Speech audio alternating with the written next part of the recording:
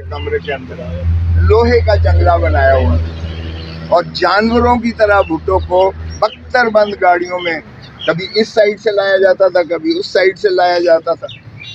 उससे इतने खाइफ थे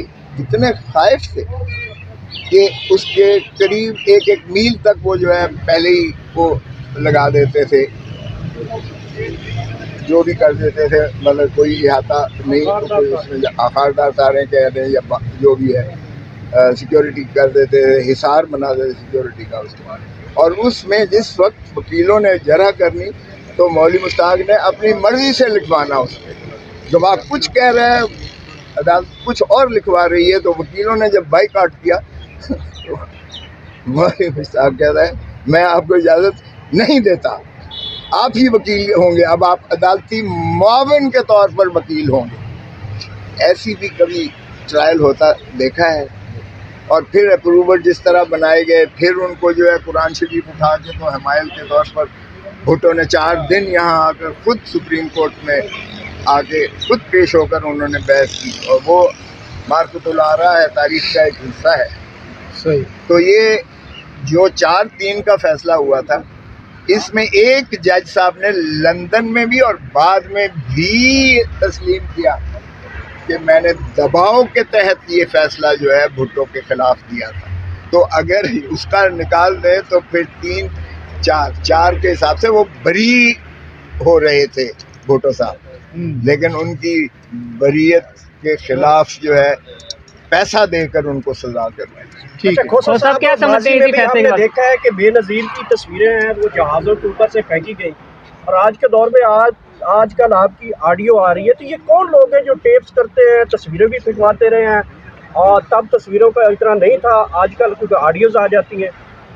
आपको पता है कि मोहतरम नवाज शरीफ साहब और मुस्लिम लीग नून बड़ी नरखेज माशाल्लाह ज़हन की मालिक है, और अब तो उनकी महारानी भी तशरीफ ले आई हैं और उनको बहुत इस पर अच्छा हुनर हासिल है। खोसा साहब, अगर लीग साहब देख लें, उसमें भी माशाल्लाह ये बात वाज़े तौर पर हुई कि जब तक नवाज शरीफ प्राइम मिनिस्टर रहे वो मीडिया सेल और सारा कंट्रोल उनकी महारानी करती थी।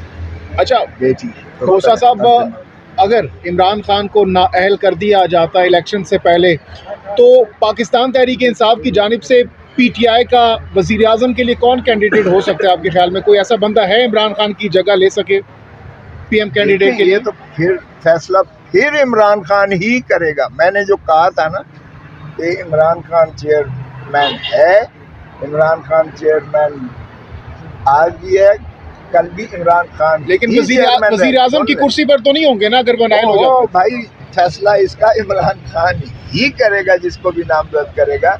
तो इमरान खान को ही पता है कि वो किसको नामजद करेगा अगर ऐसी जरूरत। अच्छा खोसा साहब, बताइएगा कि आपकी खान साहब से लास्ट भी मुलाकात हुई, खान साहब ने आपको दावत दी है पार्टी ज्वाइन करने को, और आपने वक्त मांगा था, वक्त पूरा हो गया, सलाह मशवरा हो गया, मुकम्मल है, PTI ज्वाइन कर रहे हैं नहीं कर रहे?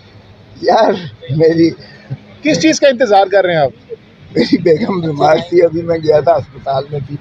मैं खुद यकीन करें कि चेस्ट वो जो है कंजेशन है, आपकी मेरी आवाज़ से भी नज़र आ रहा होगा, और नज़ला है और बुखार रहा मुझे 2-3 दिन, और मैं इसलिए आते रहे लोग, दोस्त आते रहे, दोस्तों से मुशावरत होती रही, लेकिन शेड्यूल से पहले ही हो जाएगा। अच्छा हारून रशीद साहब ने कहा है कि इमरान खान साहब को जेल के अंदर एक शख्स ने कहा है कि हम आपको KPK की हुकूमत दे देते हैं, लेकिन इंतखाबात के बाद आपने कोई तहरीक नहीं चलानी, एहतजाज बेशक करें, KPK की हुकूमत ले लें आप। तो क्या ऐसा है, वाकई इमरान खान को ऑफर की गई है? मुझे नहीं पता, ये बंदर बांट करना हमारे मुल्क को पहले भी जो है कमज़ोर करता रहा है, कोई और दीगर फैसले की गुंजाइश ही नहीं है। लेकिन यहाँ तो 2+2 10 भी हो रहा है और 2+2 8 भी हो रहा है, तो इसलिए अल्लाह मालिक है, अल्लाह से दुआ गो है, और अल्लाह ताला का एक हजूर सल्लल्लाहु अलैहि वसल्लम की हदीस है जो मैंने एक केस में भी कोट की थी कि ये अल्लाह का जो है मुनसिफ का काम, मुनसिफ का जो है इंसाफ करना, ये अल्लाह के तफवीज़ शुदा अख्तियारात में से है।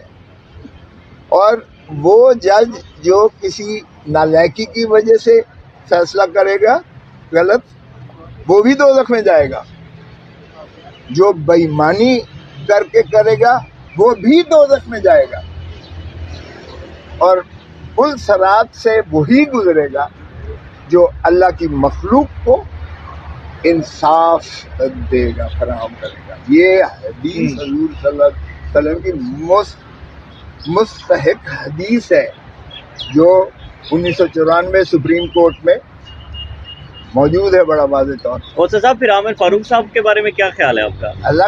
اللہ کرم کرے، میں تو ساروں کی اصلاح احوال چاہتا ہوں۔ اگر مولوی مشتاق کی نعش کو مکھیوں نے حملہ کر کے اللہ نے اسی دنیا میں عبرت کا نشان بنایا تھا، بھگدڑ مچی تھی اور اس کی نعش کالی سیاہ ہو کر ناقابل شناخت ہو گئی تھی، سارے پاکستان نے دیکھا، ساری دنیا نے دیکھا، اللہ نے اس دنیا میں بھی اس کو سزا دی، اگلے جہان میں تو دوزخ ہی ہے۔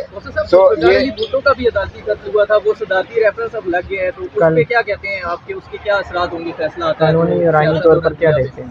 دیکھیں، اس میں میری بات ہوئی تھی پہلے، بابر امان کو رکھا گیا تھا صدارتی ریفرنس میں، اس وقت صدر تھے آصف علی زرداری صاحب، تو بابر امان نے یہاں کہا نوٹس ملیا کھ نہ لیا آپ کے سپریم کورٹ سے، اچھا، سیڑھیوں پر کھڑا ہو کر، اور ان کا لائسنس سسپینڈ کر دیا جسٹس افتخار محمد چودھری صاحب نے، تو وہ تو مانے ہو گئے۔ پھر صدر صاحب نے، آصف علی زرداری صاحب نے اعتزاز احسن چودھری، بیرسٹر چودھری اعتزاز احسن صاحب کو متعین کر دیا، مقرر کر دیا پریزیڈنشل ریفرنس۔ ہماری جب میٹنگ ہوئی وہاں تو ہم نے کہا کہ نہیں، صدر کبھی کوئی ہوتا ہے، کبھی کوئی ہوتا ہے، آ جاتا ہے، اگلا صدر جانے کون آتا ہے، تو بلاول کو فریق بننا چاہیے، بلاول بھٹو کو، اور بے نظیر کے قتل کا کیس جو آصف علی زرداری خود مدعی بنے، وہ میرے ذمہ لگا کہ آپ اپیلیں دائر کریں گے آصف علی زرداری صاحب کی طرف سے راولپنڈی بینچ عدالت عالیہ میں، اور 110 کی درخواست جو ہے وہ بلاول کی طرف سے فاروق نائک دائر کریں گے۔ تو اب اصول تو اب جہاں تک قانونی پوزیشن ہے وہ یہ ہے کہ چونکہ صدر نے ابھی تک ہٹایا نہیں ہے، تو ابھی تک تو بیرسٹر اعتزاز احسن ہی وکیل صدارتی ریفرنس میں ہے اس اچھا، بھٹو کے کل سننے نا ذرا۔ لیکن جب انہوں نے مجھے اعتزاز احسن کہنے لگے، لیکن جب انہوں نے مجھے اعتزاز احسن کہنے لگے